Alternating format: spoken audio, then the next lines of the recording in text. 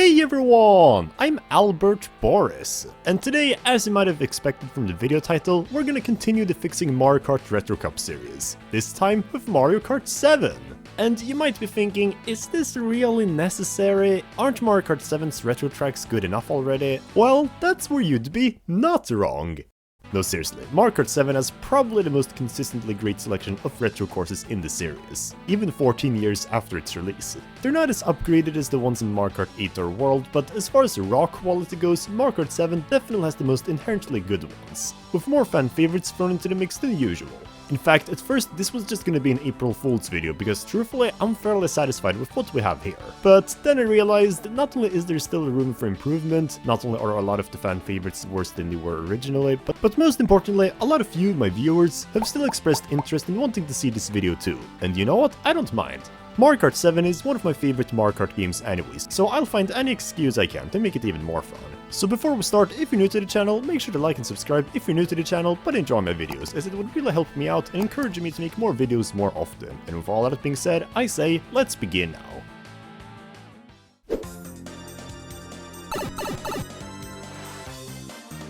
Starting things off with the Shell Cup, I don't think there is a word that could describe it quite as accurately as this clip does.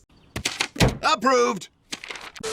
Okay, but seriously, this is almost the perfect Shell Cup you could ask for in a Mario Kart game. The only course I don't like having here is N64 Luigi Raceway, but even though it's a really basic and slow-paced beginner track with not much going on at all, there's also not really much else I can think of to replace its slot. And it's not exactly like it ruins the cup. The only thing I'd change about this track is maybe add a glider pad to the end of this outer road, since otherwise it's fairly useless and unnecessary, as it's way slower than the inner path. Beyond that though, the other courses are all great additions. GB Bowser Castle 1 is a slightly more dangerous but still easy warm-up for what's coming up ahead, and Mushroom Gorge raises the stakes even higher with its more pitfalls and split roads, and DS Luigi's Mansion is a great ending, with its far more unsettling theme and dangerous terrain. And moreover, all three tracks also make decent use of the glider mechanic, the main gimmick of Mario Kart 7. First in the form of an optional shortcut, then a split path, and then finally you get both of them at different sections in the last track. So yeah, I really don't have anything else to add. It's a really good Shell Cup and not one I deem has to be changed. So for the first time in this series, I'm gonna keep it exactly as it is already. Good job, Nintendo.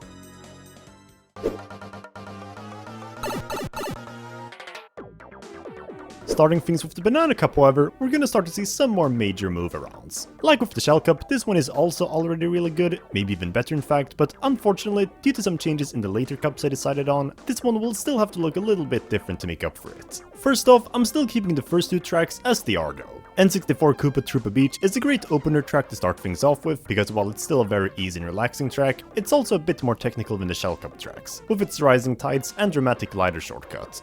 And following that, SNES Mario Circuit 2 is a harmless Mario Circuit track to follow it up with. It's nothing special, but it's a nice break before we go on to the harder courses, and the big glider jump at the end does give it some justification for being in the game. From this point on though, things are gonna look noticeably different. The third track in Mario Kart 7 currently is Wii Coconut Mall, which is a pretty good fit, all things considered. It's another more easygoing track, but it's also a pretty big step up in complexity at the same time, with far more split path options, harder obstacles, and a more frantic atmosphere. Is it a good remake? Well, maybe not. It is a bit more dull and dumbed down from the Wii version, but it's still Coconut Mall, and most of its core is still intact. Unfortunately, I'm gonna have to move it to another cup later on though, and you'll understand why soon. But in the meantime, let's push forward GC and Daisy Cruiser to this slot. Now this one was a little too late in the game originally, I think. It wasn't bad in its original spot, but as the third track of the Leaf Cup, it did admittedly come across as a little too relaxing, especially since they also made it easier by letting you drive through the pool. However, it's still a little challenging with its tight corners at times, so instead, let's move it here, where it's a bit more fitting as a step up in difficulty.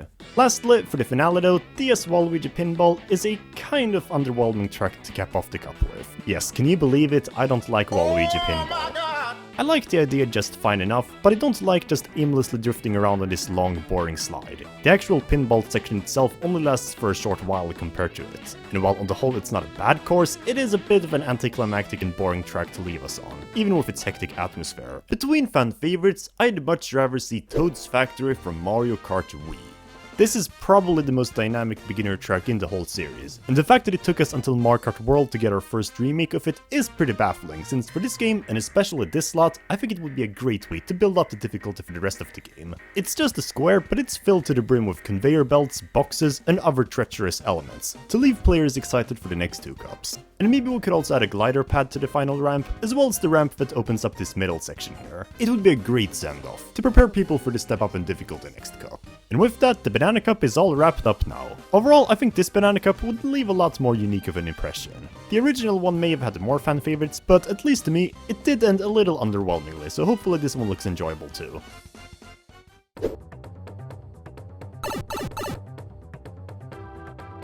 With that done, that brings us to the Leaf Cup though, and this one I think we're gonna have to do some pretty big makeovers for. Not that the original cup was bad, not at all, but compared to the last two, it definitely had some more questionable decisions. First off, can we please get Calamar Desert the f*** out of here? It's bad enough that the Mushroom Cup track is in the second half of this selection, but it's not even that interesting to begin with, since it's just a barren desert oval with a terrain hazard that barely even shows up. Yeah, let's get rid of this. So instead, how about we move DSD Key Pass to the first slot?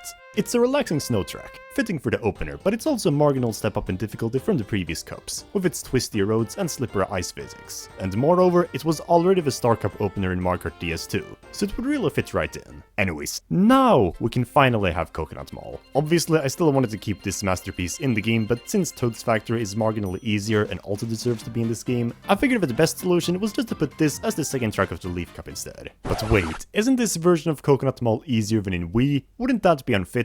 Well, maybe, but that's why if I was in charge, I'd just remove the elements that made this remake easier. So in other words, the escalators would get rid of their arrows and the parking lot would have 3 cars blocking the road, like it was always supposed to be.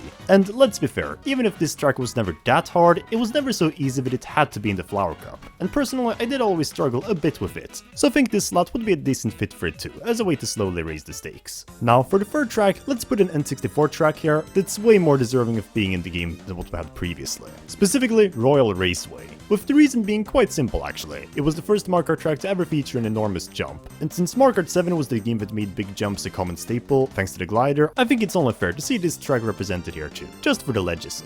And sure, maybe the theme is a bit boring to be so late in the game, especially when we already had 2 circuits previously, but hey, it's also one of the more difficult ones. And if we could perhaps drive to Peach's Castle again from Mario 64 for no reason, I'd be more than happy to put this track in the game.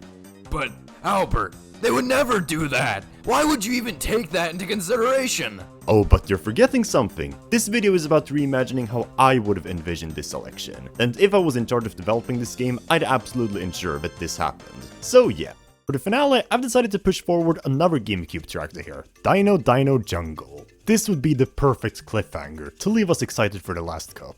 It's fairly challenging, with lots of difficult obstacles to maneuver around, and it's also got a really foreboding and dangerous vibe to it, with the prehistoric jungle theme and numerous temples. But it's also still a bit calm, which would leave players wanting even more going forward. It was certainly good in the second slot of the Lightning Cup too, as a calm before storm, but trust me on this. Anyways, that wraps up the Leaf Cup though. In my opinion, definitely a marginal improvement, with a higher difficulty than previously, and with a better build up for the end game.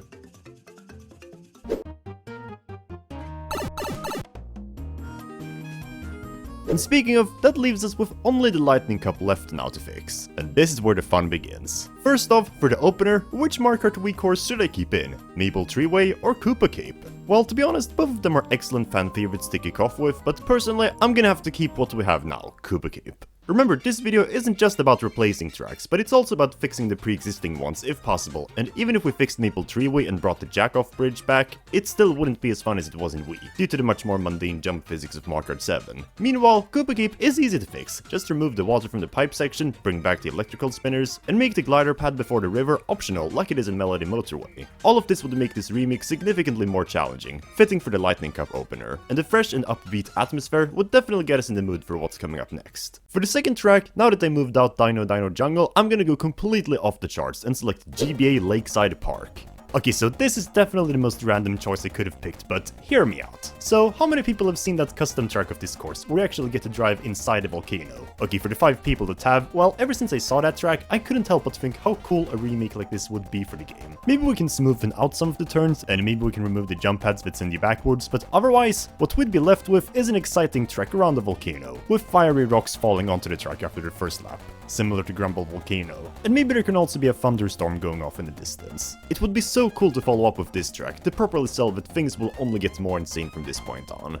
And we will only continue to go up, because for the penultimate, Airship Fortress gets to keep its spot too. With its banzai builds launching towards you, rocket wrenches, fire and cannon, it continues to raise the stakes in this cup, being much more ominous and evil than previous tracks. The only thing I'd change is make the skybox more purple again, and maybe add a shortcut you can dash over before the final turn, because as it is now, there aren't really any.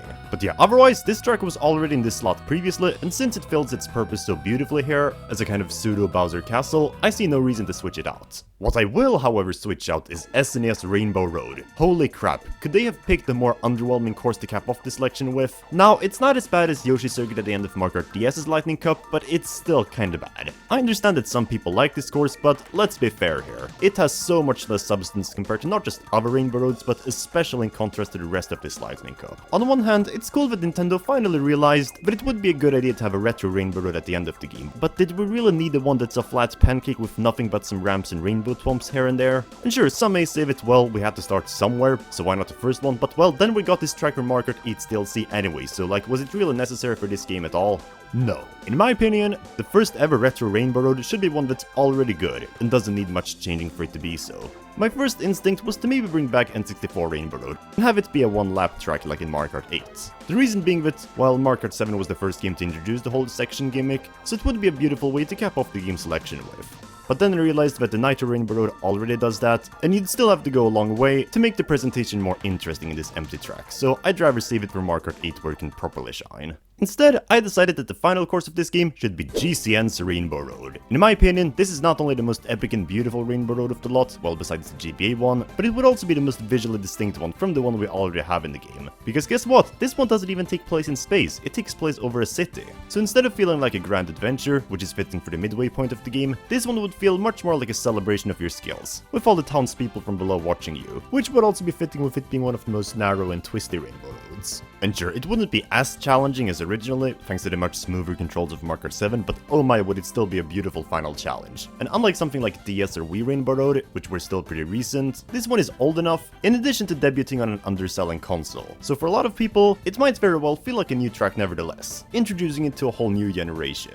And I know that I for one would be absolutely ecstatic. And with that, that wraps up not only the Lightning Cup for me, but also that is my full rework of the Retro Cups in Mario Kart 7. And well, this sure is a rework. I mean, at first I wasn't even sure how good of an idea this video was to make, because as I said, this retro selection is already great, and why would you fix what's not broken? In fact, looking back, I'm fairly sure that a lot of people are still gonna prefer what we have now compared to what I came up with. But regardless, I hope you all enjoyed watching this shorter discussion video nevertheless, while I work on some bigger projects. In the meantime, how would you fix the retro cups of Mario Kart 7? Did you agree with my picks or not? Let me know all of this in the comment section down below, and if you enjoyed watching this video, then make sure to drop a like and subscribe to the channel, as I talk about everything Mario related. And follow me in my Discord server, Greenpipe City, as well as on my Twitter and Patreon for more updates, and I'll see you all soon. Until next time.